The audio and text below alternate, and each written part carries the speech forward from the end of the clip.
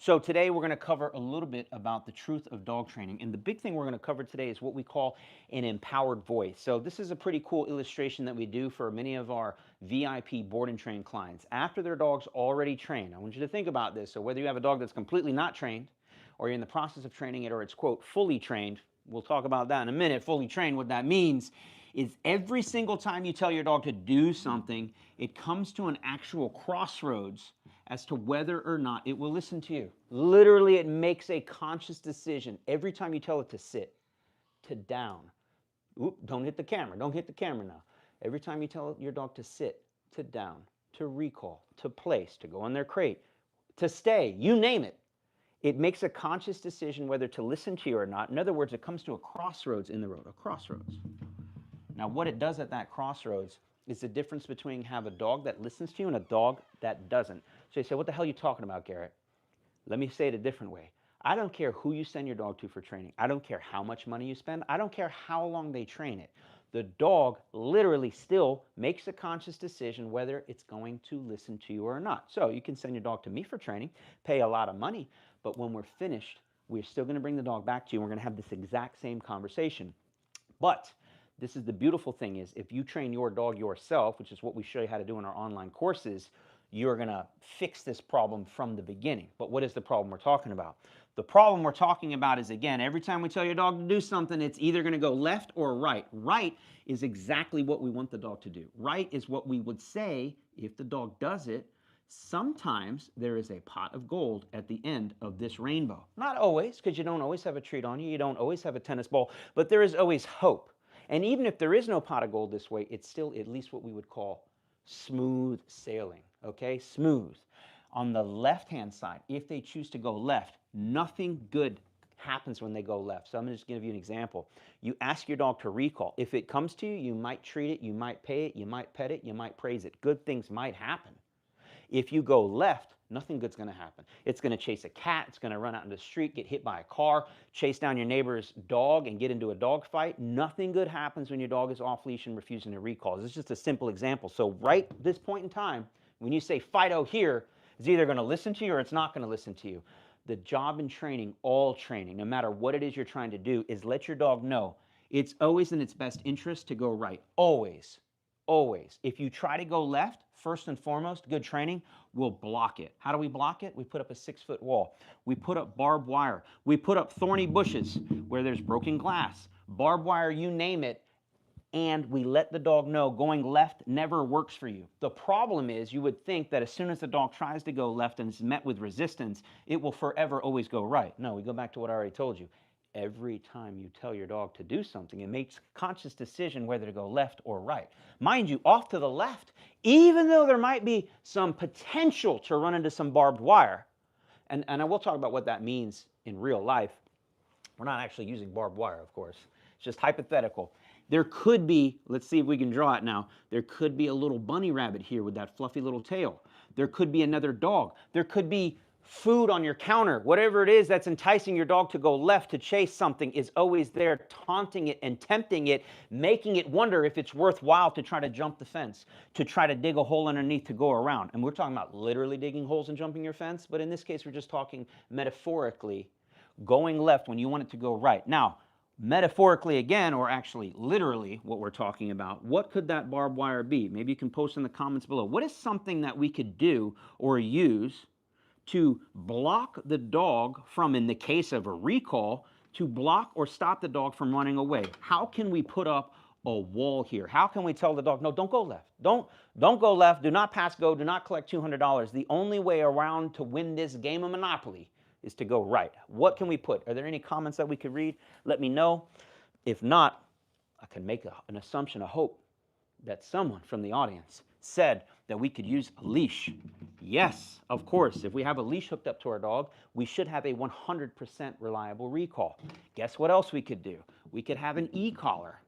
Again, as we always preach, Uncle Garrett's going to tell you a million times till I'm blue in the face, only if your dog understands what the e-collar is, what the pressure is, and how to turn it off. And once we do, we can make it so that when the dog feels that pressure from the stem, it literally is telling the dog, you probably want to make a right-hand turn and get back to mom or dad lickety-split, because if you continue down this path, it's just going to be pressure, pressure, pressure, to a point that we're saying, don't go any further. You're going to hit a wall. It's not in your best interest to chase the cat, the bunny, the squirrel. It's hot. It's hot over here. Lava. It's literally, you could put up an electric fence, and I mean that literally and metaphorically. You can use the e-collar to put up an imaginary electric fence, but some people actually put up, guess what? Electric fences so the dog doesn't run out into the street. So that's a beautiful example of what it looks like to not pass go and not collect $200. So what we're trying to accomplish, because I'm kind of talking in circles here, is that with proper training, what we actually teach your dog to do, we show you how to do it yourself, or you should be doing this, is you can use positive only training, meaning food lures, hand commands, voice commands. Teach your dog what it looks like when they go right, what it looks like when they recall, what it looks like when they do a proper sit, a down, a stay at the front door, when they go on the place board. We're going to show them the path. Each and every time we're going to show them the path, but I promise you, I don't care how many times you show them the path, what's always tempting them is like, yeah, well, I know you told me to sit, but there's a bunny over there. I know you told me to stay, but the neighbor's dog is barking at me. I know you told me to heel, which again would be just staying in the right lane, but hey, I want to go pull you over here to sniff something, or I want to bark and lunge at the other neighbor's dog, or whatever's going on. So constantly tempting your dog is their thought about doing something they're not supposed to do. And it's our job, after we've shown them hundreds, if not thousands upon thousands of times, how to go right, then we make them always go right. So what are you talking about? That's what we've been talking about. We close this path off completely. Whether it's through leash, e-collar, spatial pressure. That's another good one. Ultimately, we use all of this and then some to create what we call an empowered voice. That is what we're looking at here. This is like a weird map to nowhere. No, this is the map to having an empowered voice. What is an empowered voice? That's what we're all hoping for. That so when we tell our dog to sit, when we tell our dog to down or recall or whatever, the dog listens to us the first time, every time. Because yes, once again, it's going to hear you make the call, and it's going to go, well, the last 100 or 1,000 times I went right, good things happened. The last handful or dozen or hundreds of times I tried to go left, I never, ever made it to my destination. Never. And that's where a lot of owners go wrong, even trainers. What happens is you think you put up a wall. You think you put up a little bit of barbed wire or fencing. But what happens is your dog, guess what? Finds a hole. So what do you mean it finds a hole? That means you've recalled your dog. Keep using that one. And no matter how many times you gave it a sweet little treat, a pat on the head, you've recalled your dog. We come to this point, but temptation, thousands upon thousands of years of nature hits your dog, and it's like, I want to chase the bunny. So even though you called it to the right, it's like, let me just see what happens this one time if I try to sneak my way through the fence. And if you don't have the proper tools set up, if you're not expecting that, if you haven't practiced and rehearsed this, what's going to happen is your dog is going to make it through the fence and realize there's a hole in your system. Realize that when you say, turn around and come back to me, they actually have a choice in the matter, and they don't need to go right. Let me just give you another example, because we're kind of overusing the recall. What if your dog's sitting there in front of you, you want to open the door to let them maybe to go out back or to go out front. You tell the dog to sit, and it looks at you like, I don't feel like sitting right now.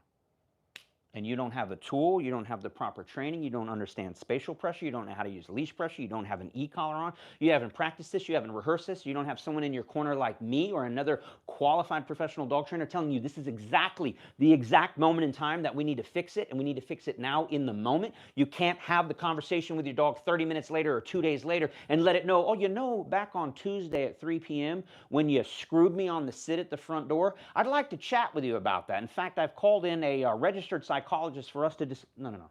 You need to deal with it right then. In fact, generally speaking, you have about 1 to 3 seconds to deal with that problem. Meaning you should see the problem coming before it even happens, so that if it presents itself, you're not sitting there for 1 to 3 or 5 or 15 seconds going, well, let me think back to Garrett's video. told my dog to sit. He didn't sit. In fact, I told him to stay, and now he's chasing the neighbor's dog. What was I supposed to do again? It's too late, folks. It's too late. So we arm you in advance. Mind you, this is a dog that knows how to sit. I'd like to think that everybody watching this, their dog knows how to sit. Like, come on, that's like we could teach that to a puppy in about 30 seconds. So every dog watching this should at least know how to sit. The question is, because we get it all the time, well, my dog sits in the kitchen for a treat, but as soon as there's some temptation, as soon as we're out in public or someone comes over or whatever, I don't have treats on me, my dog won't sit anymore. That's because of this map that we're drawing for you right now. It's simple, left or right. If your dog knows that there are holes in your fence, or that there's ways to go around it, or in so many other words, you are not consistent. You are not consistently telling your dog right from wrong and correcting them when they make bad decisions, then they have zero impetus, zero incentive to go right. Why? Because again, when you come to the equation of, or the crossroads of, can you do the sit, can you do the down, the dog goes, well, I could, but I don't have to. And trust me when I tell you, your dogs are a lot smarter than you give them credit for. They are looking at you. They're like, do you have a treat on you? I don't smell a treat. Do you have a leash in your hands? You don't. And so, see ya. And they do whatever it is they want to do because, again, contrary to popular belief, your dog does not listen to you to please you other than to please you so it can please itself. They are very selfish creatures, as they should be. They are always looking out for their best interest, and every minute of every day they are looking to improve their quality of life. So if you ask them to sit and there is no incentive for them to sit because you got nothing on you, which again is why positive only training will fail you, and there is a bunny taunting them across the road, you tell me what your dog's going to do. Now, I just use bunny, but I don't know what your dog's kryptonite is. And when your dog is given that choice of the nothing over here, or at best a maybe, but again, they're using their senses of sight, sound, and smell, and they're like, you got nothing. You got no treats. You want me to sit for you? Lady, there is a huge pot of gold over here. There is cash money. I don't care what it is, right? Something on your counter, another dog, a cat, a squirrel, you name it, a tennis ball. They're going to go for that every time. Unless, and we're circling back to it, your dog truly understands that when you say jump, it's how high. When you say recall, it's how fast you want me to come back to you. Because proper training, let me say this better, proper ownership is consistency. If I had to name what this wall is, it's like the Great Wall of China. It's consistency. And so many of you lack that. And that is the truth. That is why your dog doesn't listen to you, because you don't have a wall. You don't have a blocker. You don't have barbed wire, broken glass, a moat, thorny bushes. I don't care what you want to call it, but you have not properly sealed off the left and taught your dog to be conditioned that going right is the only way. The only way. I like sometimes to think about these dogs as the velociraptors at Jurassic Park. Remember from the original Jurassic Park? And they were talking about how the velociraptors would like to jump up and they try to explore the fence line and see if they can find, guess what? A hole in the system. And your dogs, I'm telling you, some dogs are worse at it than others, but they're constantly probing the fence. They're constantly probing your fence line to see, well, can I get away with this? Or can I get away with that? And again, we're going back to, even if your dog is conditioned by me to go right, there's a crossroads that's different for every single person in the household. The dogs know whether Susie is going to enforce the rules or not, or whether Garrett is going to enforce the rules or not. That's why I've seen, we hear it all the time. Well, my dog listens to my husband, it doesn't listen to me. This is a classic example of dogs learning that going right doesn't work. We can have a dog that's pretty much a trained robot. I mean, stellar, perfection, sits and downs on fire, beautiful. What happens is sometimes the owners, after the dog's, quote, fully trained, right? I do that in quotes because there's no such thing as fully trained because of this problem right here, which I'm about to tell you. I bring you in the fully trained dog, and the owners come and they bring their, like, I don't know, let's call it a 6, 7, 8-year-old kid. Let's just go with 8 years old. And the 8-year-old kid, after I show him how to get the dog to sit and down by hand commands, voice commands, leash pressure commands, using food, no food. The kid thinks it's the coolest thing ever. We spend, 5, 10, 15 minutes. We're not trying to overwork the dog because everyone's got to get their chance, but here's what happens. We pause, and maybe I pull off to the side to talk to them about this or whatever it is we're trying to impress upon them so that they become beautiful owner trainers and can maintain their dog going forward. And as I'm having that conversation, what do you think's happening over here with little Johnny? Little Johnny is telling Fido, sit down, and the dog's like this, bah, bah, bah, bah. How long do you think the dog will do sits and downs for, right? Because it's working it. You said sit, you said down, it's going right. It's going right. It's going right. It's going right. It's going right. It's like, how many more sits and downs do you want? Hey, little Johnny. Johnny, you don't even have treats on you, Johnny. What, you're lying to me. You know what, Johnny? I've had enough of your sits and downs. And Johnny once again goes, sit. And the dog goes, no, I'm not sitting for you. Now, it doesn't verbalize that, but it just starts to tune Johnny out. It's like, I'm not sitting for you. You made me do sits and downs for the last 5, 10 minutes. I've done 50 of you. You didn't pay me nothing. In fact, even if you had food on you, I'm kind of full already, so I'm tired of doing sits and downs. There's no more incentive for me to go right, so why should I do it? Guess what? The dog doesn't do it. It does it finally. It's because it's been doing it perfectly for 6 weeks. It finally says, you know what, Johnny? You suck. You haven't paid me. Let me see what happens if I don't listen to you. And when it doesn't listen to you, guess what? The dog finds a hole in Johnny's fence, and maybe it's not a rabbit, maybe there's no money, but you know what it finds? Rest and relaxation. Dogs are lazy as hell. The dog's gonna go, oh, this isn't bad. This kid over here keeps saying sits and downs. I don't know what his problem is, but I'm very comfortable. I'm gonna relax. It just learned in 1 rep. God forbid, which is gonna happen, Johnny keeps going, sit, sit, sit, sit. Come on, Fido, why aren't you sitting? Hey, trainer, you suck.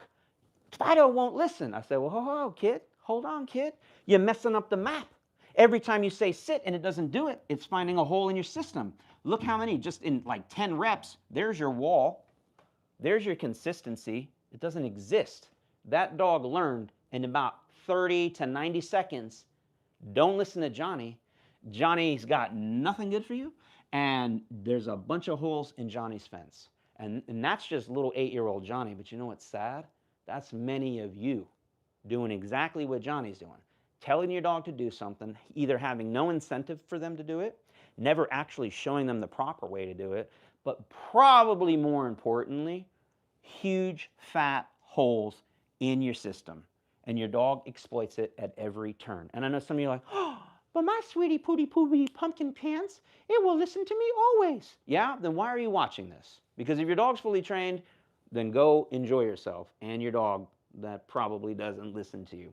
Or, like many of you, you've just accepted that in best case scenario, your dog's reliability will be around 30 to 33%, and even worse when there's a distraction present, and we've just come to expect that. In fact, just today in our courses, actually it was in our Facebook group, someone was talking about a particular dog breed they had.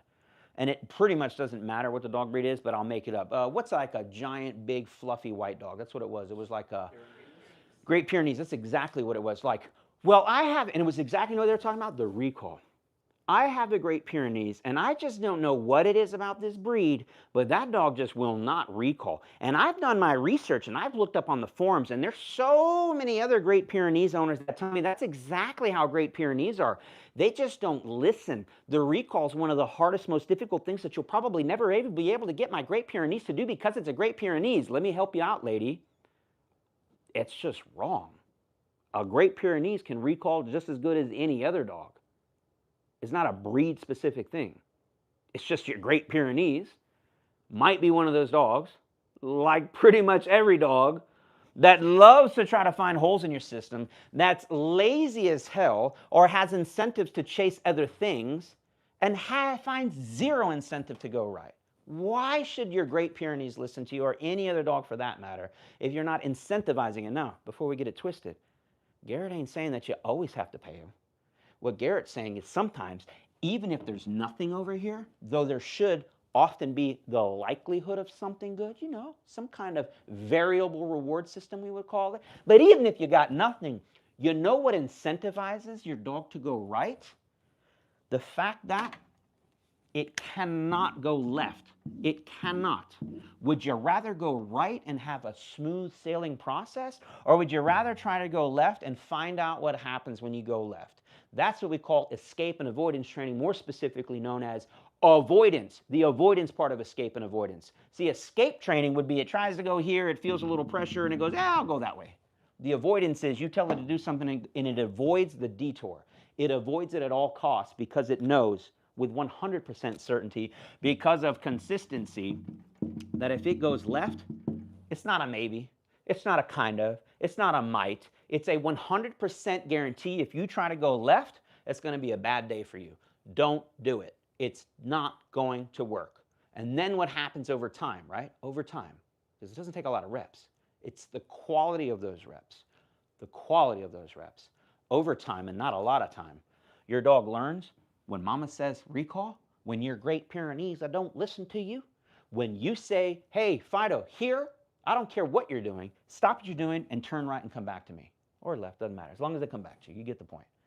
But what happens is that Great Pyrenees hears you and goes, I'll do what I want. So, regardless of the breed, and for the love of God, do not post in the comments like, but will it work for my Chihuahua? Will it work for my Great Dane? Will it work for my Rottweiler? It will work for every single dog on the planet, regardless of what you might have read on some forum managed by who knows who.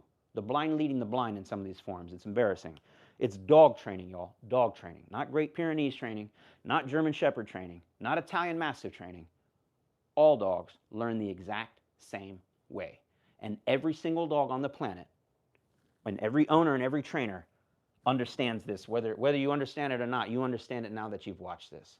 Your dog, simply put, every time you tell it to do something, makes a conscious decision whether to listen to you or not. It is our job as owners and trainers to let them know going right is the only way, period. Once you understand that, you will have a dog that is 100% reliable. So here's a beautiful case in point. It's not to brag, but I'm very proud of it. Just the other day, super early in the morning, I had Thanos out, who's, quote, fully trained, right? Because again, fully trained. I don't believe in that. The training happens all day, every day. It's never ending. Why? Why? Because things happen, like what I'm about to tell you. We walk outside. It's like 6:37 in the morning. I have not put his e-collar on. By the way, he wears his e-collar pretty much all day, every day. Why? Because of this equation right here. Just in case he gets a hair up his ass and thinks like a velociraptor, what if yeah, that was a bad idea. It's not even allowed. Don't even think about it. You got to go right. And guess what happened? It's the morning, no equipment on. I let him out, and when I let him out, I go, oh, son of a gun. About, I don't know, 60 to 70 yards away, there's an entire, and I'm going to mess this up, a flock of deer, a posse of deer, a gang of deer. I don't know what it is. A group of deer are right over there with a little couple of Bambis in there, like some really small ones. And I'm like, yo, that is Thanos' kryptonite. I'm like, this could be interesting. Now they're just standing there looking at us. Can't see Thanos anymore because he's gone off to pee in the bushes or whatever. And I'm like, no big deal. They're not moving. Once they move, it'll be a problem. No sooner did I think that, these deer start jumping the fence to come into our yard. I'm like, here we go. As soon as the first one jumps, Thanos is like a bolt of lightning hauling ass after them. And I don't freak at all. I simply go, I didn't even raise my voice. I go, Thanos, here. My boy, what does he do? He literally turned right. He went right and came right back to me. I'm like, this is what it's all about. You're a superhero. I'm like, that kind of stuff is what makes me love my dog. That's why Thanos is just, and it's any dog can do that though. If it was a Great Pyrenees, trust me, he would have done that too with the proper training. Why though? Why? Is it because it's Thanos? No. It's because Thanos has tried to go left many a time. Many a time prior to that, Thanos has chased deer. I recalled him, and even the great trainer himself, right standing before you, and I'm being as sarcastic as I can be, because dogs are dogs, right? I cannot just delete thousands and thousands of years of the natural instinct for Thanos with super high prey drive to not chase deer. But I have my tools at the ready. The handful of times that this has happened, it's less than a handful, I'd say like 3 times, where he goes to chase a deer, and I tell him, we're at a crossroads, he's thinking about going left, and I go, Thanos, here. And if he thinks about blowing through it, if he thinks he's going to find a hole in my system, he's got another thing coming. He meets a wall. What kind of wall? In this case, proper e-collar training. And he goes, yep, that didn't work. And guess what? He comes right, and we hook him up with a payment if we have one on him. But either way, even if he doesn't get a payment, he just learned a very valuable lesson. If I try to go this way, blocked. If I try to go this way, blocked. You just can't. You can't defeat it. And that's the magic. So that's exactly what happened the day that I don't have equipment on, is I told him to recall, and he's like, man, I've already explored all the other options, and I pretty much don't have a choice. Let me go ahead and go right, because I don't even want to experience what happens if I go left. Mind you, we've done everything we can, so he's not what we call collar smart. We show you how to do that in our Unleashed course, because you can do all the e-collar work you want. You can do all the leash work you want. If you don't do it properly, your dog will become collar smart, leash smart, and then guess what? When they know they don't have the collar or leash on, you have yet another hole in your system. So we got to be careful of that. Anyways, a lot of talking from me. We're going to wrap this one up. I was hoping to put as much knowledge as I can in as short a time frame as possible. We're going to have a few more of these coming maybe throughout the weekend. Why? Because, again, we're having an incredible Labor Day sale happening right now. You use coupon code CHILL20. That's going to get you 20% off site-wide all of our amazing courses at DIYcanine.com, including the courses such as Obedience 101 that shows you how to teach your dog to go right, including Leashed. That's one of the first steps for putting up a wall and kind of, for lack of a better word, incentivizing or forcing or guaranteeing reliable obedience. In other words, going right, listening to you the first time, every time, as long as you have the leash on. But then we're not stupid. We say, well, Garrett, what about when my dog doesn't have a leash? Unleashed. It's the same concept. We show you how to overlay the e-collar on all of the commands your dog already knows and has mastered through food luring, free shaping, leash pressure. Now we just put the little cherry on top, and now whether your dog has a leash on or not, guess what? It goes right each and every time. That is what we're looking for here. We're not looking for fluff and BS and half-assed dog training. The type of, I was going to curse, the type of poopy dog training you might get elsewhere, you know, at your local big box store or from the dog trainer you found in Craigslist. That type of dog training is only going to get you so far. But the problem is it's not reliable, and that's what we're about here. Reliable obedience that actually works so that your dog listens to you the first time, every time, regardless of distractions. As we always say, every dog in the world can sit in the kitchen for a treat. I want to know if your dog will listen to you when it actually matters, when there's a pack of deer or whatever they are out in front of your house, or you got to knock at the door, or your neighbor's dog's gotten loose and you're trying to walk your dog. Can you have control when it really, really matters in everyday circumstances? That's what we provide. That's what we specialize in. That's what we absolutely guarantee, because if I haven't already mentioned, I'm going to mention it now. 100% 30-day money-back guarantee. If you're not completely satisfied, you get every single penny back. Why are we able to offer that guarantee, which is industry-leading, by the way? Because our stuff actually works. I was going to say another curse word, but our training works. It simply works. And if for some reason it's not working, you're doing it wrong, and we're there to support you with our 24/7 customer service, answering every single question you have in the course comments. Or if you really want to step it up, we do weekly and monthly live training sessions. We're not too dissimilar than this, where I'm answering every single question or concern you have about your dog. So in other words, if we can't help you train your dog to be the best that it can be, and nobody can help you. Nobody can. That's a you problem. So we're here to help those that are willing, able, that want the best. And guess what? For a fraction of the cost of you sending your dog somewhere to get trained, and they're not going to show you this. They are not going to show you this. They're going to say, hey, your dog listens. Watch. Look at the demo. Sit down, stay. It works for me. Good luck. The dog goes home with you, and you're going to wonder why. 1 or 2, 3 days later, a week or two later at most, your dog has already found holes in your system, and your dog stops listening to you. Every single time your dog gets away with not listening to you, they have found yet another hole in your fence. And it is very, very tricky to patch that hole once the dog understands that there's a hole. So that's what we specialize in, is teaching you, the owner, how to, again, train your dog, teach it how to go right, and then build up a beautiful wall to block it from ever thinking about going left ever again. And guess what? Now we have like a racetrack your dog can go around, always going right, always going right. Doesn't know but to go right. Doesn't know but. We're creating that conditioned response that it has to listen to the first time, every time. Now, I'm starting to sound like a broken record, but I'm just super passionate about it, and that's kind of the point. If there's anything I've been throughout this entire discussion, consistent. I've been consistent, and I need you all to be consistent too. This is what your dog training should look like. This is what the finished product looks like, and we need this set up on every single command. The sit, the down, the recall, the stay, whatever you want. The dog must know going right is the way, going left is no good for them. So that pretty much ends this, I don't know what you would call this little speech on dog training, this little micro lesson. I hope you got tremendous value out of it. Again, if you did, check out DIYcanine.com, use code CHILL20, you'll get 20% off. If you are a monthly member or you want to go ahead and sign up to be a monthly member, you can get access to our members only store, which gives you 10% off site-wide already, and then you stack that with the 20, you're going to get 30% off. This is a Labor Day sale. It's only happening once a year. If you're on the fence, now's the time to take advantage, because after the Labor Day sale, guess what? Price is going right back up to where they belong. And our courses are not cheap. They're not cheap for a reason, because they actually work. We're not here to throw out some half-ass wannabe crappy training. No, no, no. That's not how we do things here. Quality over quantity.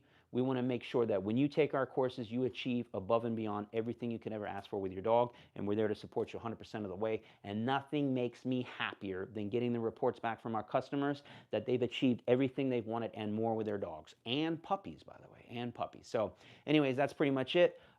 Thank you so much again. It's Spider's job now to kill it, baby, kill it, because we are out of time. So thank you all again. Like, share, subscribe. We will see you all on the next one.